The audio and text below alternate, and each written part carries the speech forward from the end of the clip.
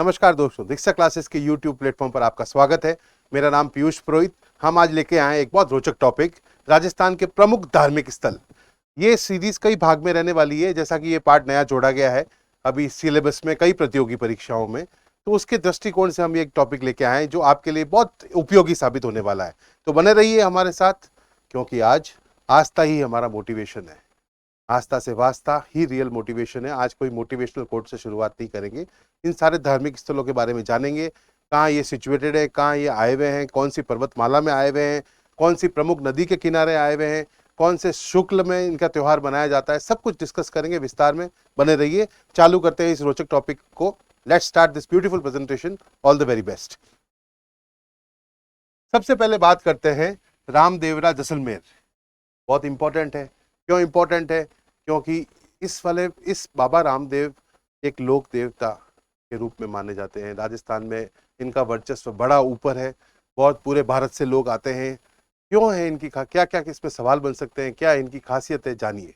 सबसे पहले बाबा रामदेव का जन्म विक्रम संवत 1409 की भाद्रपद शुक्ल द्वितीया को तोमर वंशीय अजमल जी और माता मैणादा के यहाँ हुआ था। इसमें ही कई सवाल छुपे हैं, तो आप नोट कीजिए कौन कौन से सवाल इसमें से बन सकते हैं। बाबा रामदेव का जन्म कब हुआ था? विक्रम संवत 1409 की भाद्रपद शुक्ल द्वितीया को तोमर वंशीय अजमल जी और माता मैणादा के यहां हुआ था। ठीक है। इन्हें कृष्ण का अवतार भी माना जाता है। और क्या इनके यहाँ पे सरोवर है, राम सरोवर, उसकी क्या विशेषता है, जानते हैं आगे।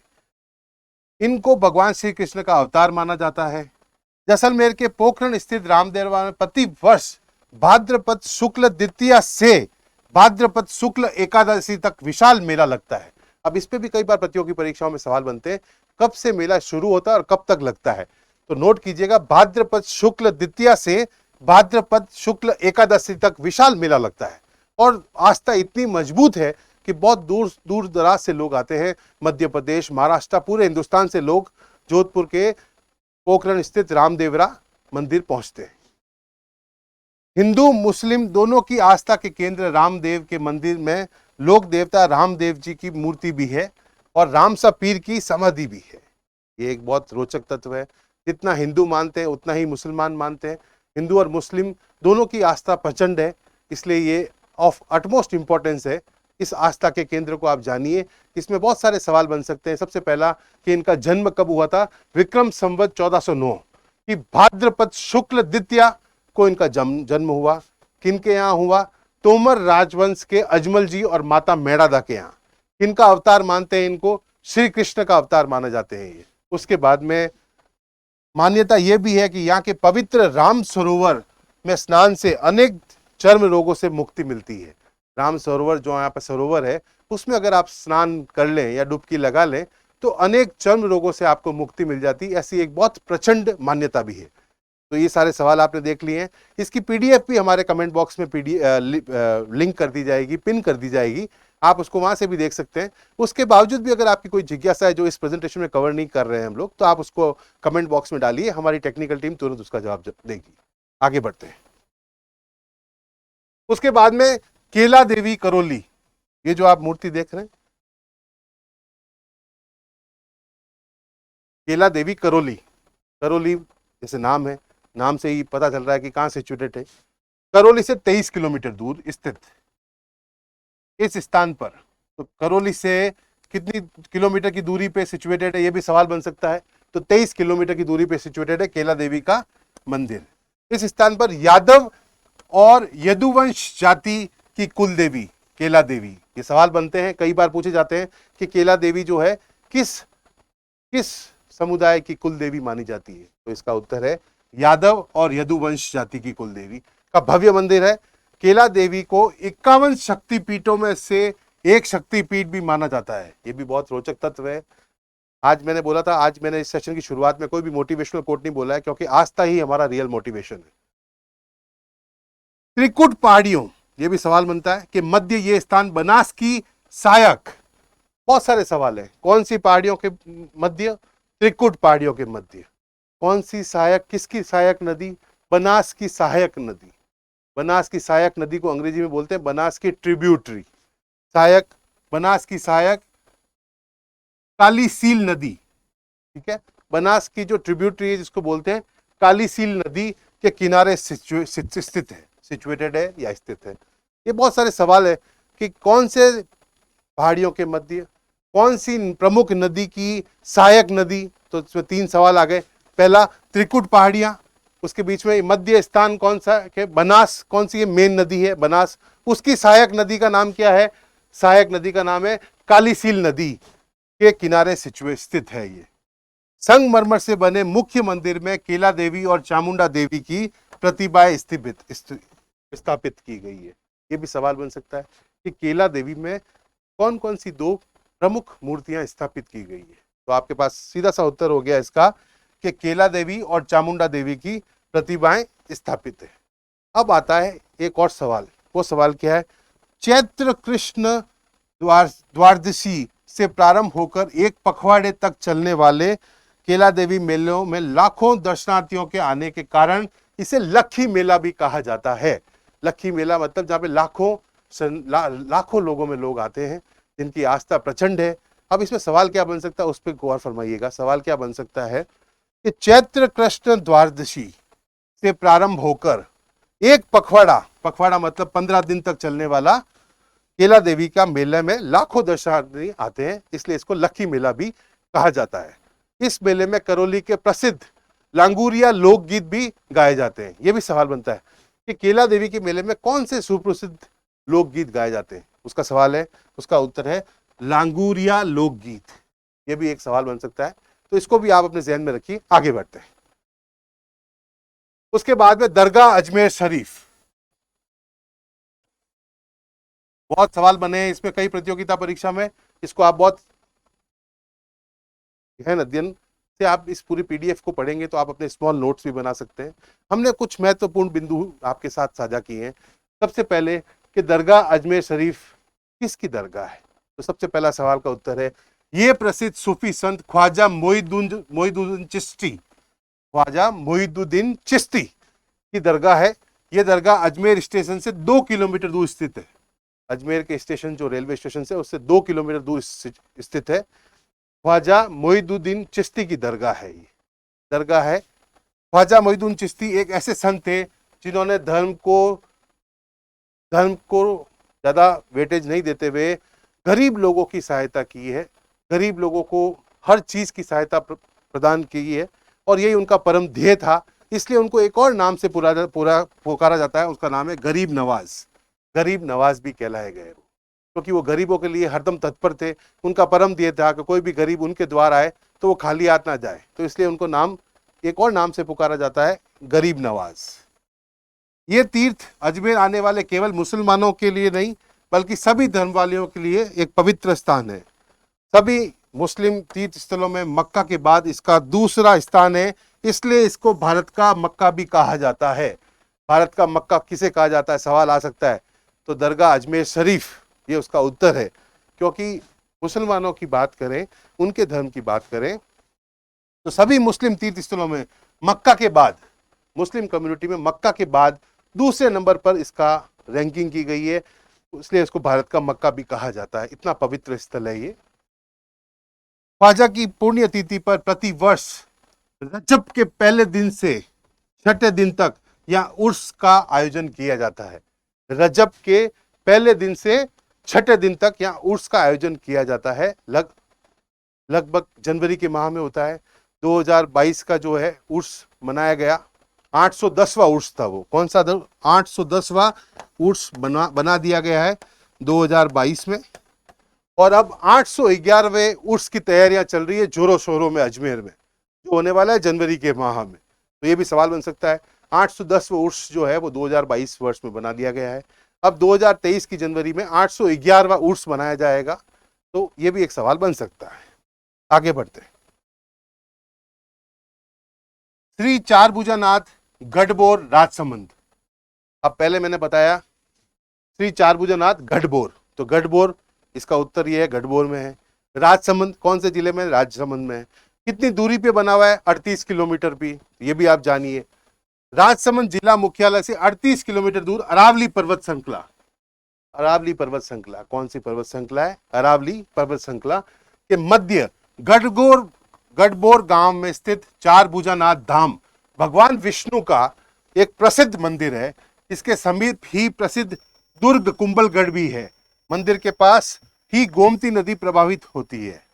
अब ये 4-5 सवाल एक ही साथ आ गए।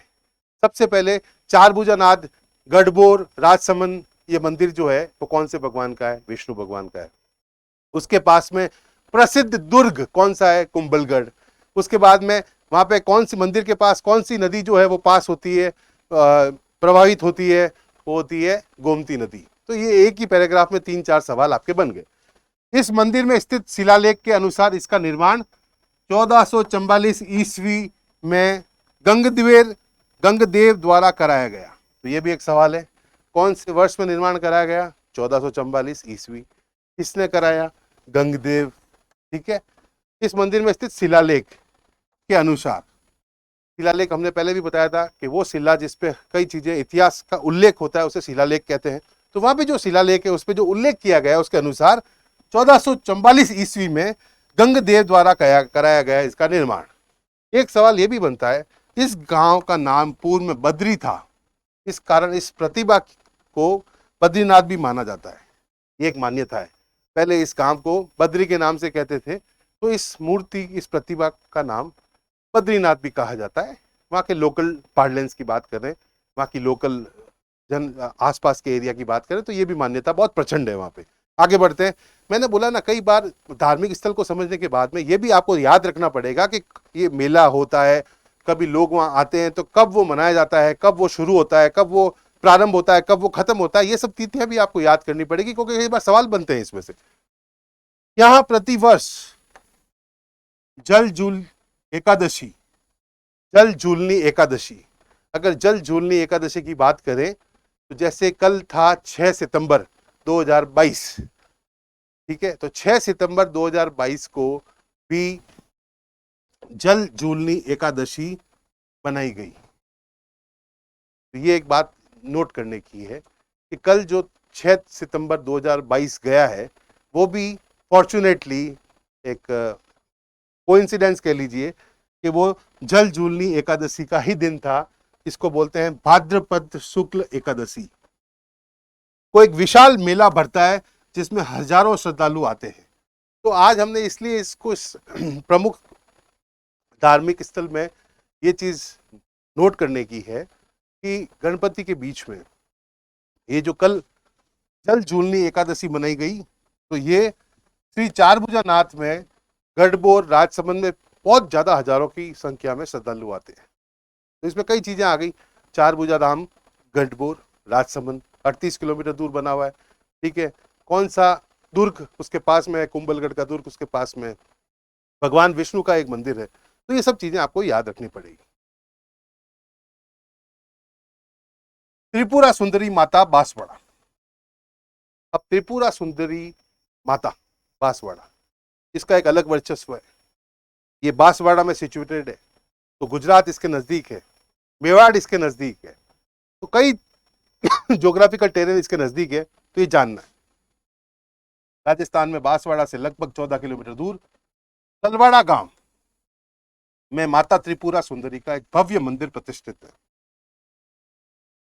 गुजरात, मालवा और मेवाड़ के राजा त्रिपुरा सुंदरी के उपासक थे। यह मंदिर 3वीं सदी से भी प्राचीन माना जाता है। यह मंदिर भारत के 51 शक्तिपीठों में से एक माना जाता है। देवी त्रिपुरा के गर्भगृह में सिंहवासिनी देवी की विविध आयुध से युक्त 18 भुजाओं वाली काले रंग की तेज युक्त आकर्षक मूर्ति, ऐसी आकर्षक मूर्ति है जिसमें 18 भुजाएं हैं। 18 भुजाएं वाले काले रंग की तेज युक्त आकर्षक मूर्ति है। प्रतियोगी परीक्षाओं में सवाल पूछा गया है कि वो कौन सा मंदिर है जहाँ पे 18 भुजाओं वाले काले रंग की तेज युक्त आकर्षक मूर्ति है। तो इसका उत्तर है त्रिपुरा सुंदरी माता बांसवाड़ा। ये बांसवाड़ा में सिचुएटेड है। पूरा का पूरा गुजरात से लोग आते हैं। आस्था का समूह है। राजस्थान में मेवाड़ पूरा वहां जाता है। ठीक है। और एक और रोचक तत्व क्या है कि गुजरात, मालवा और मेवाड़ के राजा त्रिपुरा सुंदरी के उपासक, बहुत बड़े उपासक थे। गुजरात के सोलंकी राजा सिद्धराज जयसिंह की ये इष्ट देवी रही है। गुजरात के सोलंकी राजा सिद्धराज जयसिंह की ये इष्ट देवी भी रही है। आगे बढ़ते हैं। सकराय या शाकंभरी माता झुंझुनू, ये बहुत इंपॉर्टेंट है। ये बहुत, इस पे भी बहुत सारे सवाल पूछे जा चुके हैं कि ये संकराय या शाकंभरी माता झुंझुनू। झुंझुनू जिले के उदयपुर वाटी के सुरभ्य घाटियों के बीच बना ये प्रसिद्ध मंदिर धार्मिक आस्था का केंद्र है। इस शक्तिपीठ पर आरंभ से ही नाथ संप्रदाय का वर्चस्व रहा है, जो आज तक है। नाथ संप्रदाय का वर्चस्व रहा है और आज तक उन्हीं का वर्चस्व है।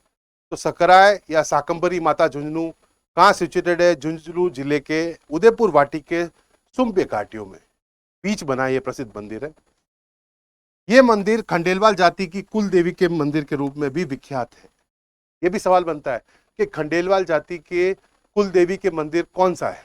कौन सा है प्रमुख खंडेलवाल जाति के कुल देवी का मंदिर? तो उसका उत्तर भी यही है, शाकंभरी माता झुंझुनू। सकराय, ये भी उनका नाम है। आपके विकल्प में दोनों विकल्प आ सकते हैं, सकराय या शाकंभरी माता झुंझुनू। आगे बढ़ते हैं।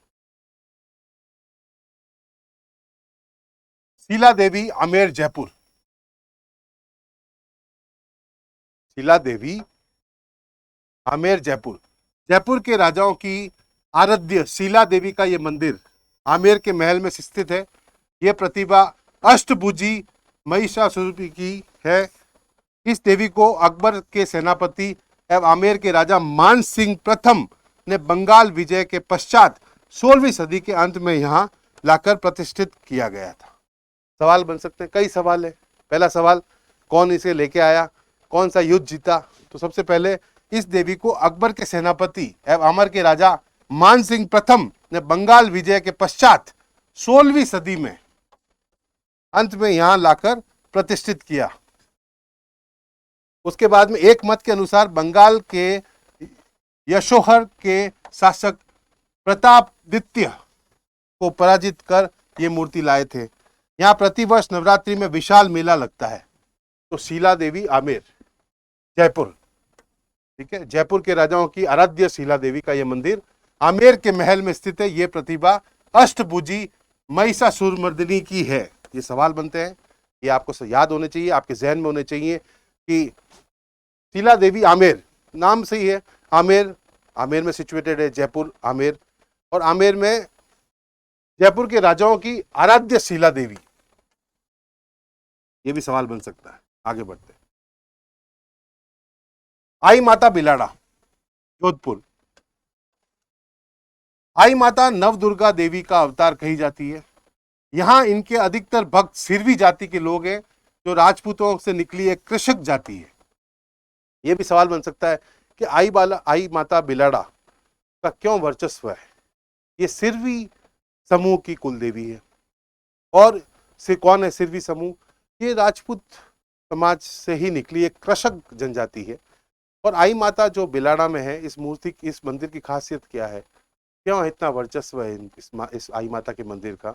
इस मंदिर में कोई मूर्ति नहीं है। तो क्या है, जानते हैं आगे। 13वीं सदी में अलाउद्दीन खिलजी के आक्रमण से त्रस्त होकर ये जालोर राज्य को छोड़कर बिलाड़ा आ गए। बाद में आई माता ने इन्हें अपने पंथ में लिया। आई माता ने इनको शरण दिया, आई माता ने सुरक्षा प्रदान की, तो ये जालोर से यहाँ आ गए थे। आई माता के मंदिर में कोई मूर्ति नहीं होती। इसके थान को बडेर कहा जाता है।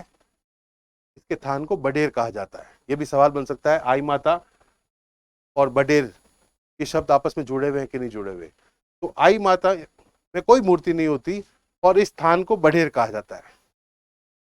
फिर भी लोग आई माता के मंदिर को दरगाह भी कहते हैं। फिर भी समुदाय आई माता के मंदिर को दरगाह भी कहते हैं। बहुत से लोग आई माता को बाबा रामदेव जी रामसा पीर की शिष्या भी मानते हैं। कई लोगों में ये प्रचंड मान्यता है कि ये रामसा पीर की शिष्या भी थी आई माता। तो कई सवाल बन सकते हैं जो आपके जहन में होने चाहिए। नवदुर्गा देवी का अवतार कहा जाता है। आई माता को किसका अवतार माना जाता है? नवदुर्गा देवी का अवतार माना जाता है। यहाँ इनके अधिकतर भक्त सीरवी जाति के लोग हैं, जो राजपूतों से निकली एक कृषक जाति है। ये भी सवाल बन सकता है कि यहाँ भक्तजन जो है कौन से समुदाय से अधिकतम भक्तजन जो है वो आई माता मंदिर से जुड़े हुए हैं। तो सीरवी समाज कौन है, इनके बारे में जाने तो ये राजपूत समाज से निकला हुआ एक कृषक समुदाय है, तो उनको बोलते हैं सीरवी।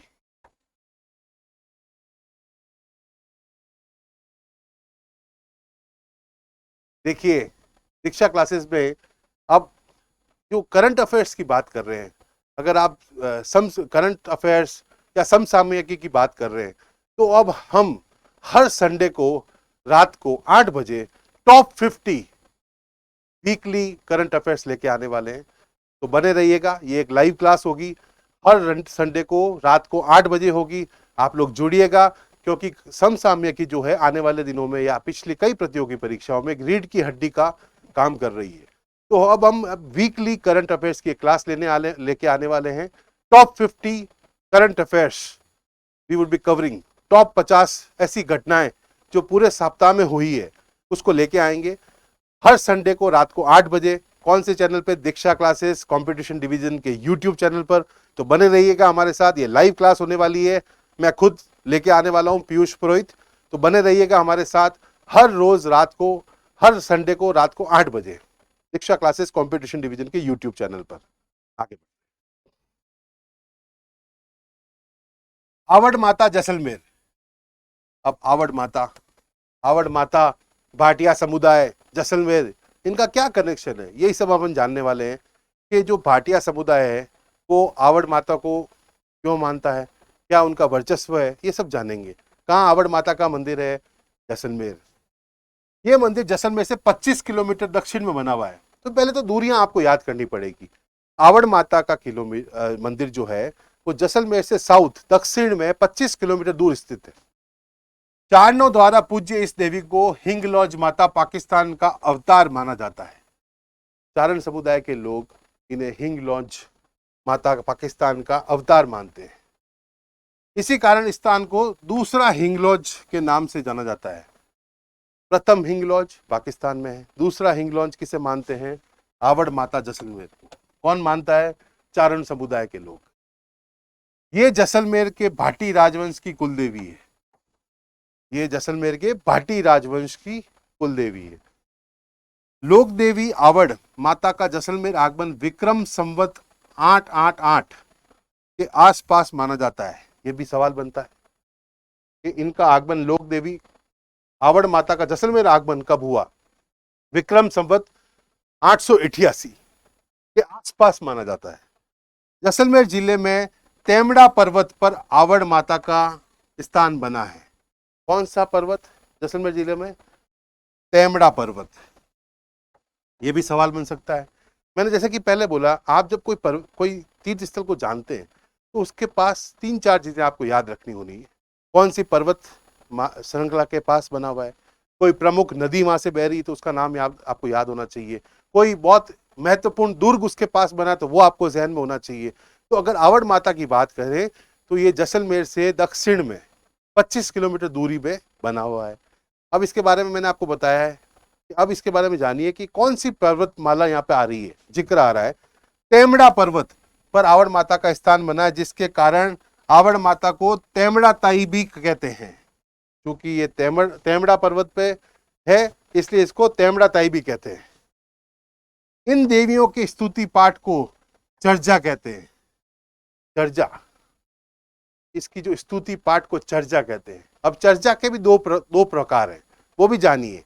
एक प्रकार ऐसा है जो खुशी के अवसर पर गाया जाता है, एक प्रकार ऐसा है जो विपरीत परिस्थितियां, जो प्रतिकूल परिस्थितियों में गाया जाता है। तो जानते हैं उनके बारे में। सिंगाऊ व घड़ाऊ। सिंगाऊ शांति के समय पढ़ी जाती है और घड़ाऊ को भक्त विपरीत विपत्ति के समय पढ़ते हैं। तो सिंगाऊ और घड़ाऊ, पहले तो आप ये जानिए, इन देवियों की स्तुति पाठ को चर्चा कहते हैं। चर्चा के 2 प्रकार हैं जिनका जिक्र हम यहाँ पे कर रहे हैं। एक कर रहे हैं सिंगाऊ, एक कर रहे हैं घड़ाऊ। सिंगाऊ जो है वो शांति, पीस, हार्मनी, हैप्पीनेस उसके लिए यूज करते हैं, और घड़ाऊ जो है वो भक्त विपत्ति के समय पढ़ते हैं, कोई विपत्ति ना आ जाए, कुछ बुरा ना हो जाए। तो ये दोनों पाठ दो प्रकार के हैं, एक में पीस, शांति, अमन शांति का मैसेज है, दूसरे में कोई विपत्ति ना आए उसको बचाने के लिए उसका संदेश है। तो उसको बोलते हैं सिंगाऊ एवं घड़ाऊ। शीतला माता चाकसू जयपुर, शीतला माता चाकसू जयपुर कहाँ आया हुआ है? चाकसू जयपुर। शीतला माता ये चेचक की निवारक मानते हैं, इन्हें चेचक की निवारक माना जाता है। ये मंदिर चाकसू में शील डूंगरी पर सवाई माधो सिंह जी ने बनवाया था। ये मंदिर चाकसू में कहाँ बना है? शील डूंगरी पर सवाई माधो सिंह जी ने बनवाया था। यहाँ शीतलाष्टमी को लक्खी मेला लगता है। लक्खी मेला मतलब लाखों श्रद्धालु आते हैं। गदा इस देवी का वाहन तथा कुमार इसके पुजारी माने जाते हैं। ये भी सवाल है, ये आप जब शीतला माता का जिक्र आपके जहन में आए तो कुछ चीजों का याद रखना पड़ेगा। शीतला माता मतलब चेचक की निवारक। कहाँ है? चाकसू जयपुर में। इसका निर्माण किसने करवाया था? सवाई माधो सिंह जी ने करवाया था। कहाँ बना है? शील डूंगरी पे बना है। इनके वाहक कौन है? गधा इनके वाहक है, कुमार इनके पुजारी हैं। ये आपके कुछ इंपॉर्टेंट तथ्य जो आपको याद होने चाहिए। ये एकमात्र ऐसी देवी है जो खंडित रूप से पूजी जाती है। ये एकमात्र ऐसी देवी है जो खंडित रूप से पूजी जाती है, इसलिए मैंने डबल लाइन किया है उसको। ये भी आपका सवाल बन सकता है। तीर्थराज पुष्कर अजमेर, तीर्थराज पुष्कर अजमेर से 11 किलोमीटर दूरी पर स्थित है। पुष्कर ब्रह्मा जी के मंदिर के लिए विश्व प्रसिद्ध है। ब्रह्मा जी के मंदिर के लिए विश्व प्रसिद्ध है ये पुष्कर। और अगर आप बात करें पूरे इंडिया में जल कुंड के मध्य में, ये हिंदुस्तान का एकमात्र ब्रह्मा जी का मंदिर है। इसलिए इसका वर्चस्व बड़ा इंपॉर्टेंट है कि एक कोई पॉन्ड के बीच में, एक सरोवर के मध्य में, एग्जैक्टली बीच में ब्रह्मा जी का एकमात्र मंदिर पूरे हिंदुस्तान में कौन सा है? तो वो पुष्कर का है। अजमेर से 11 किलोमीटर दूरी पे बना हुआ है। कहा जाता है कि विश्वामित्र ने यहाँ पर तपस्या की थी, वह भगवान राम ने यहाँ गया कुंड पर पिता दशरथ का पिंड तर्पण किया था। ये बहुत स्ट्रांग मान्यता है, बहुत स्ट्रांग मान्यता है। पांडवों ने भी अपने निर्वासित काल का कुछ समय पुष्कर में बिताया था। पुष्कर को गायत्री का जन्मस्थल भी माना जाता है। प्रसिद्ध पुष्कर मेले में हजारों देशी विदेशी तीर्थयात्री आते हैं। ये मेला कार्तिक माह के शुक्ल पक्ष की एकादशी से पूर्णिमा तक चलता है। ये भी मैंने आपको बताया, कुछ भी आप कोई मेला, कोई बहुत बड़ा मेला लग रहा है तो आपको ये याद रखना पड़ेगा उसका प्रारंभ कब है, उसका अंत कब है। तो इसके बारे में जानिए कि ये मेला कब शुरू होता है। कार्तिक माह के शुक्ल पक्ष की एकादशी, कार्तिक माह के शुक्ल पक्ष की एकादशी कहां तक चलता है? पूर्णिमा तक चलता है। तो ये बहुत इंपॉर्टेंट है। पुष्कर जो है वो हमारे लिए कई चीजों के लिए बहुत महत्वपूर्ण है। ब्रह्मा जी का एकमात्र मंदिर है जो एक सरोवर के बीचों बीच आया हुआ है। वहां पे राम भगवान ने अपना, मैंने आपको जिक्र किया था, भगवान राम ने जो है वहां पे कुंड पर पिता दशरथ का पिंड तर्पण किया था। ठीक है, पांडवों ने अपना कुछ समय वहां बिताया। तो ये अटमोस्ट इंपॉर्टेंस है। और अगर आप इंटरनेशनल टूरिज्म की बात करें तो यहाँ जब मेला लगता है तो हिंदुस्तानी और अंतर्राष्ट्रीय टूरिस्ट बहुत ज़्यादा संख्या में आते हैं, क्योंकि एक बहुत पवित्र सरोवर के रूप में इसे माना जाता है। तो ये मैंने सारी बातें आपको पुष्कर के बारे में बताई है। ये दूरी कितनी है? अजमेर से 11 किलोमीटर दूर सिचुएटेड है। कोलायत मेला बीकानेर, सांख्य दर्शन के प्रणेता महर्षि कपिल की तपोभूमि कोलायत बीकानेर से लगभग 50 किलोमीटर की दूरी पे, आपको कोलायत से 50 किलोमीटर की दूरी पे कोलायत, बीकानेर से 50 किलोमीटर की दूरी पर ये कोलायत सिचुएटेड है। तो आपको ध्यान में रहना पड़ेगा डिस्टेंस क्या है। कोलायत में हर साल कार्तिक पूर्णिमा के अवसर पर मेले का आयोजन किया जाता है, जिसे कोलायत मेला कहते हैं। ये बीकानेर जिले का सबसे बड़ा मेला है। बीकानेर पूरे जिले का सबसे बड़ा मेला कौन सा है? कोलायत मेला। तो ये भी आपके जहन में रहना चाहिए। ये एक हमारा छोटा सा प्रयास था दीक्षा क्लासेस की ओर से। राजस्थान के प्रमुख धार्मिक स्थल भाग 1, इसके भाग 2 व भाग 3 के लिए बने रहिए हमारे साथ। हम आगे और भी धार्मिक स्थल लेके आने वाले हैं, क्योंकि धार्मिक स्थल जब आप पढ़ाई करेंगे तो धार्मिक स्थल के बारे में कौन कौन सी चीज़ों के बारे में आपको उल्लेख करना है, आपको जहन में रखना है, वो मैंने आपको पहले ही बता दिया है। कौन सी आपकी दूरी पता होनी चाहिए, वो मंदिर एग्जैक्टली कौन से शहर से कितना किलोमीटर सिचुएटेड है, वहाँ पे कोई बहुत बड़ी पर्वतशाला तो नहीं है, वहाँ पे कोई प्रमुख नदी तो नहीं है, वहाँ पे कोई प्रमुख दुर्ग तो नहीं है, और अगर कोई बहुत बड़ा मेला लग रहा है तो उसका जो एग्जैक्ट टाइम आपको याद होना चाहिए कि कौन से समय शुरू होता है और कौन से समय तक वो खत्म होता है, और वहाँ पे मूर्तियों के बारे में भी आपको जानकारी होनी चाहिए।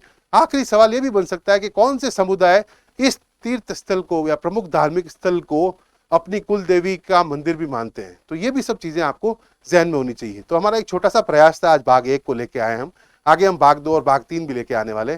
तो बने रहिएगा हमारे साथ। आपकी कोई जिज्ञासा है जो हमारे इस प्रयास में कवर नहीं की गई है तो आप हमारे कमेंट बॉक्स में कमेंट कर दीजिए, हमारी टेक्निकल टीम तुरंत उसका जवाब देगी। बने रहिए हमारे साथ ऐसे ही रोचक टॉपिक के लिए। Piyush Purohit signing off. Have a nice day.